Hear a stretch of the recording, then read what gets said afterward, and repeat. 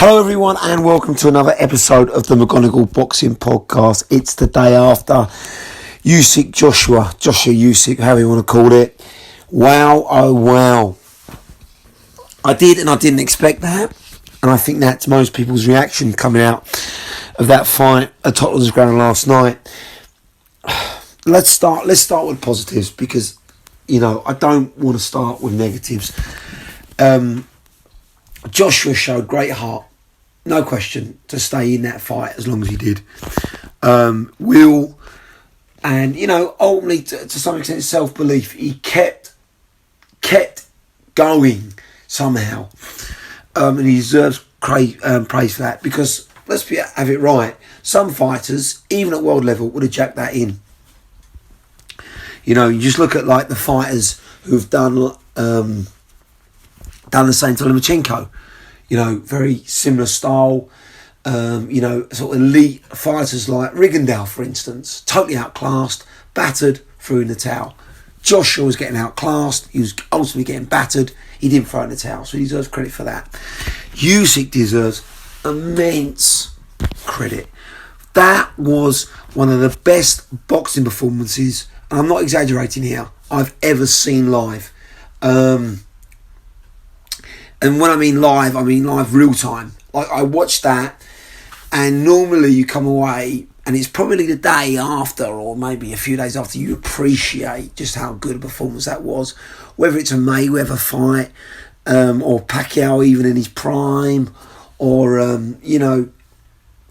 even Lama against Luke Campbell, for instance. But this, you went away immediately going, my God, that guy is unbelievable.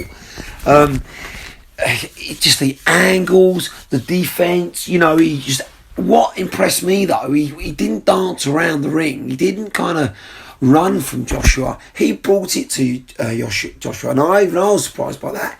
He took the centre of the ring, and I was saying to my friends, he's backing Joshua up.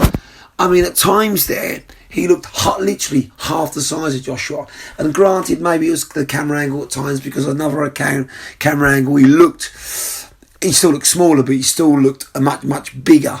But you're looking at that, and, either way, you could tell he was giving away 3 stone. Joshua definitely put on some weight post-weigh-in, whereas I don't think Usyk had. It was a size difference and a half, and he was backing the bigger man up in his home country. That deserves respect. And he took it to Joshua from the opening bell. He started aggressively. I didn't think that. I think he thought he'd start a bit slower, sort of weigh Joshua up, but he didn't. He brought it straight on the front foot, and he surprised Joshua. You could tell when he caught him with a big left hand early on in the first round, and it was almost, that was it. Joshua looked stunned, he froze, and he was cautious from then on. It was a brilliant move from Usyk to take the fight to Joshua early, because no one expected that, not even Joshua or McCracken. And just got out of range. He was in the pocket, but then, when Joshua tried to throw, he just get out of range. His footwork and his angles are phenomenal. He just evaded trouble all the time. I think I counted Joshua landing 4 meaningful punches against Usyk. Only once in the whole fight did he back him up. And Usyk was right in the pocket. And I remember saying, God, that's risky in the pocket with Joshua. But he was so good. He just saw everything coming. It was like Joshua was fighting in slow motion. And I laughed at the pre-fight comment Hearn said about Joshua being quicker in hands and feet. I just thought that was nonsense. But I thought, to be fair, Joshua is a very quick heavyweight. Usyk made him look like he was fighting in slow motion. He saw everything Joshua threw. And that was the big key, you see. Joshua was extremely tentative, but it was because, and this is a very good comment I've heard from post-fight analysis, and it's true, it's because he couldn't land. And every time you miss, you start to second guess yourself, and he was getting countered. Not only was he missing, Usyk was countering with that beautiful left hand. He's got the knocked Bellew out, very nearly knocked Chisora out in the round 7 in their fight. Pretty much given everyone nightmares in the cruiserweight division. And that's what stopped Joshua throwing. He couldn't land and he was getting countered. So I get why he was tentative, but I don't understand why he didn't try and put it on him early doors. Like, he should have done what Usyk did to him in the early rounds. You know, McCracken, you know, and I've said this, is a bad mix for Joshua because he's an amateur style. Yes, he had Cole Froch, but Cole Froch is a one-off fighter. Let's not make any mistake. He was going to fight aggressively no matter what, in his stance and his style. But generally, if you look at the course of McCracken, even the way he fought, he's a very tentative, upright, European style, predictable fighter. Solid, reliable, but 7 out of 10. That's what I like to call it, a 7 out of 10 style. It's too pragmatic, it's too predictable, and it's too tentative. Joshua needs someone like a Buddy McGirt, like a Freddie Roach. Alright, Freddie Roach might be a little bit old now, but someone who's going to get that much, like, or ironically, like Fury's coach, someone who's going to show Joshua, this is your size, these are your strengths, use them. You are not a boxer. You're not even a counter boxer. You're an aggressive fighter. I don't want to call him a boxer. I want to call him a fighter. Use your physical strengths, your hand speed. Get on them. No one's bigger than you except for Fury, and no one has the hand speed in heavyweight division, barring Usyk. What are you doing? But people saying they go back to this, Ruiz took it out of Joshua, and I think you're right. But what happened? He's got to realise is, listen, Ruiz, his tactics were spot on in a rematch, but that's a one-off fighter. Not many people have the hand speed or chin of Ruiz. So just because he was successful in that stance, in that style, doesn't mean he adopts that against Usyk, which he tried to do. It was a nightmare. You cannot do that. You've got to go back to your old ways, your old self. You know, yes, you passed the Ruiz test fighting tentatively and passively because he was overweight. He was slow. But you can't do that against a prime, fit, focused, hungry, determined Usyk, who's a better fighter than Ruiz, 10 times out of 10. He needed the old Joshua. He needed the old Joshua that put it on Klitschko in round 5 and used to put it on everyone before the Klitschko. I think this is what I've been saying for a long time now. It wasn't the Ruiz fight that's taken out of Joshua. It's the Klitschko fight. Because that was the first time he ran out of gas. That's the first time really got exposed. And he didn't want that. He didn't want to feel that tired again because he very, very nearly lost. And if Klitschko hadn't been so tentative, he'd have got him out there in round 6. So he thought, I'm never going back to that again. And mentally, you watch, since that fight, he's never been the same. I don't think. He hasn't got knocked out anyone early doors. Even against an old Pulev, a 41-year-old Pulev who'd been out the ring 2 years. It took him 9 rounds. And there was some hairy moments there. You know, he's not the same aggressive wrecking ball that used to take people out within the first 4 rounds since Klitschko. Ruiz, for me, was the dagger in the heart. But the Klitschko was the mental scars. And I don't think he's fully recovered from them. But he needed to against Usyk. He needed to put it on him. And I said this in my pre-boxing podcast. If he doesn't, and I thought he would, I thought the hunger was back. He looked positive in the pre-fight build-up. 70,000 people after lockdown. You know what I mean? Like, he hadn't fought in England for them crowds for a long, long time. You know, the Pulev, he was behind locked doors, of course. I just thought this was it. He's going to get back to his old ways, his mean, nasty ways. He says he's a student of the game. I thought he's going to realise that he can't outbox the boxer. No one can outbox Usyk in the heavyweight division. He's going to put it on him. But he didn't. And as soon as it went past 6, I just remember thinking, okay, he might get lucky and fly a huge right hand or a huge uppercut. But besides that, this is fight over. And it was. He needs to get Usyk out of there early. Before Usyk, like Lomachenko, like even against Lopez, they program, they figure you out early, and then they take over, and they keep coming. They run you out of gas, they run you out of steam, and they dominate you. That's what happens, and they do that time and time and time again. And Usyk did that again to Joshua, and it was unbelievable, the advice. I couldn't believe what I was hearing in that corner. McCracken, you're doing well. keep using the jab. Well, he didn't use the jab. He couldn't land the jab. Usyk saw it coming a mile off. But yes, I would have liked to see him throw a bit more with the jab. I want him to throw more right hands. Where was the uppercut? His best punch. And yes, okay, he might have missed, but at least throw it. You know, the one time he did land success, you could see he had, I think in round six, when he backed for the first time and last time, he backed Usyk up. Usyk looked discomfort. And he was marked. And that was one time he landed. But McCracken's still saying, boxing, what are you doing? And Dylan White was spot on after round 8. And, you know, he's being marked up. His eyes being swollen up. He can barely see. You've got to roll the dice. You've got to change things. You've got to adapt. That's what made Mayweather great. That's what makes Canelo great. Now they've got ability to adapt. Usyk can adapt. These elite fighters do that. Joshua's got to learn to do that if he wants to compete against the elite. Fury can do that. Don't just carry on doing the same thing. It's madness. And that's what he did. There was no change up. There was no throwing it into the wind, going, right, I've got to put it on him now. If I get knocked out, I get knocked out. If I get countered. But don't carry on getting your head boxed off. And he was very lucky. Round 7, he got saved by the bell. Round 11, very awkward, he got rocked. And round 12, let's have it right, he was gone. He was leaning on the ropes 10 more seconds, and that fight was over. And let's have it right, they rung that bell early. 6 seconds too early. There's proof of that on YouTube right now. I think Usyk would have, one more punch would have knocked him out. He had him completely gassed out, completely exhausted, completely tired. So it was, like I say, it was a poor performance tactically from Joshua. An extremely poor performance from his corner tactically. I expected better. I expected more. You know, the will was there and the heart to stick in there. But Usyk was spot on. He just, the time Joshua, I thought the overhand right would be the punch. It wasn't. It was Usyk's left hand. And he varied it, didn't he? He went to the body at times. And then constantly he'd throw the right jab to keep Joshua distracted.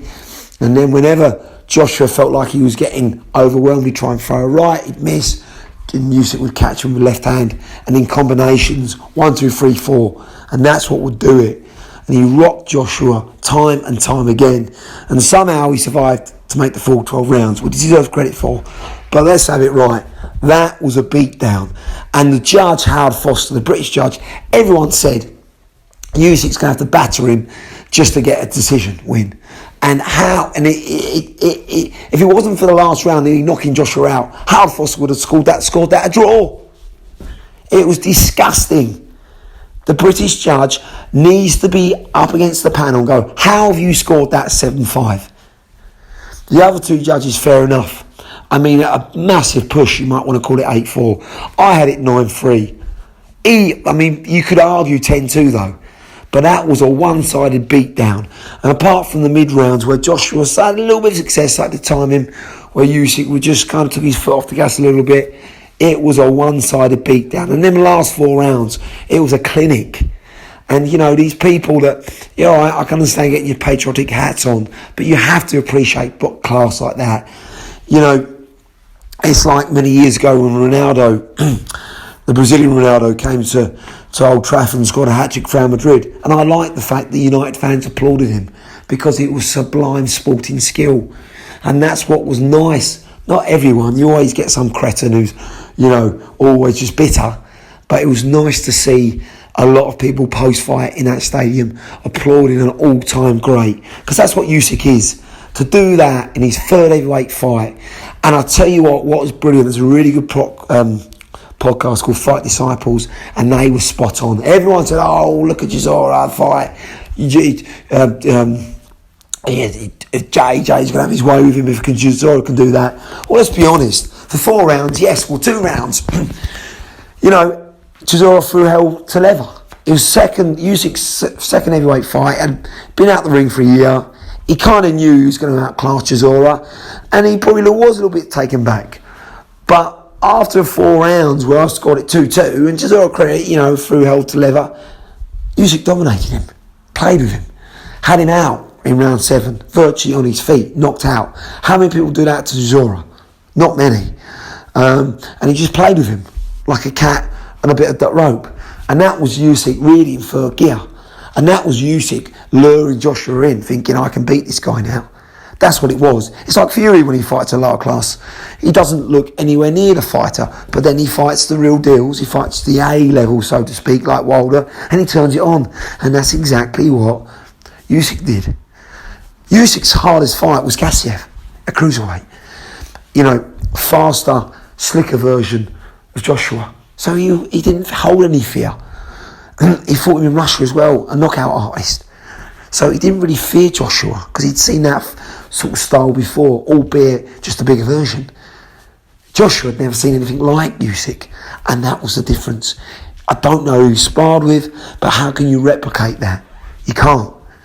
And that was it. He was like a deer in headlights. He couldn't figure out Usyk's style. He got it tactically wrong. He played into Usyk's hands, and it was all over. From the first round, it was like, this is Usyk's fight. This, and it just carried on and on and on. Like I say, the rematch is going to happen. You know, Joshua's a proud man. I give him credit for that. Usyk's not going to back down either. But here's the big thing. Joshua needs to make massive changes. He needs to overhaul his training team. McCracken is not a good fit for him. He's too defensive. He's not bringing out the best in AJ. That's the problem you've got. So changes need to be made. He needs to find himself a Buddy McGirt, a Freddie Roach, you know, a Sugar, you know, like Fury's got. Someone who's going to get back to Joshua's basics, an aggressive boxer, fighter. He's going to put it on and hold his size, use his size. And he needs to work on putting the pressure on. And he needs to accept, listen, I've got to try and get this guy out within 4 or 5 rounds. That should be his tactic, you know, for the next fight. And if he doesn't do it, then he doesn't do it. But at least he goes out giving it a go. I felt last night in London, he lost, he went down, but did he really go out with a fight? I don't think so. He went out getting his head boxed off. Tactically all wrong. He needs to take ownership of that, but so does his corner. But as for Usyk, the world's his oyster. The only heavyweight I see beating him is Fury. Because Fury can pretty much do everything he can, but a bigger version.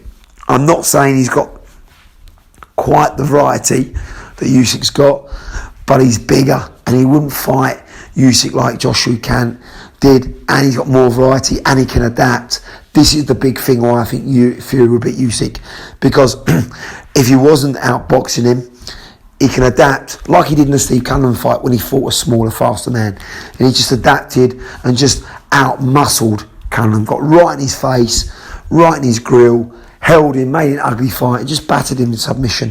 And I think he'd actually do the same to Usyk. He can adapt. AJ can't. That's the difference. Wilder can't. That's the difference. Usyk beats Wilder for me all day long. Knocks him out. Like he very nearly knocked Joshua out. And I don't see any of the other rising stars beating Usyk.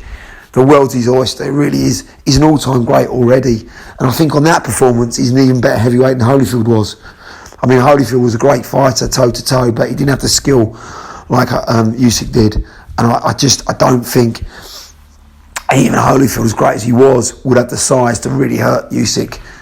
And I just don't think he would have lived with Usyk at heavyweight. That's how great I rate Usyk. Cruiserweight, it'd have been a real fight, and I think Holyfield might have got him, but a heavyweight, wow. Usyk's an even better version, I think. An even better version of that performance. He has more sting, more pop. He seems to take a punch better. Whenever Joshua did take him, he backed him up, but he took it, didn't he? I mean, you know, 220, 6'3". Yeah, he's smaller than Joshua and Fury, but these guys are giants. He's a good size for a heavyweight. Perfect speed, perfect blend of variety, skill and power was shown evident against Chisora and Joshua. I mean, he's an all-round fighting specimen. He's up there, as far as I'm concerned, now on the pound-for-pound list. What he's done, unified heavyweight champion in his third fight, undisputed cruiserweight champion, Olympic champion. He's right up there with Canelo pound for pound. As for Joshua, he's nowhere near that. Nowhere near that top 10. And he's got to do a lot of rebuilding. Can he come again? Yes. He's only 32. He's in the prime of his life. But I would not rush the rematch. I would take 6 months to regroup. There's no hurry. You know what I mean? Don't try and get this fight, in January. I would make it as late as possible before obviously it gets overhauled. I'd make it March. I'd make it April. I'd give yourself 7 months to regroup, heal that eye, of course, rebuild, get a new team in place and work on going back to your old aggressive self pre-Klitschko. What a night, what a fight. Overall, great for boxing though. You can't knock Sky Sport and Hearn's presentation. 70,000 people, big time boxing is back, especially in the UK. The UK boxing is absolutely smashing it right now. But wow, not a shock, but just a lot of work to do for Joshua now. There's a new era, a new king in heavyweight boxing, and I think he can reign for as long as he A, doesn't fight Fury, and B, as long as he wants to. Well done, Usyk.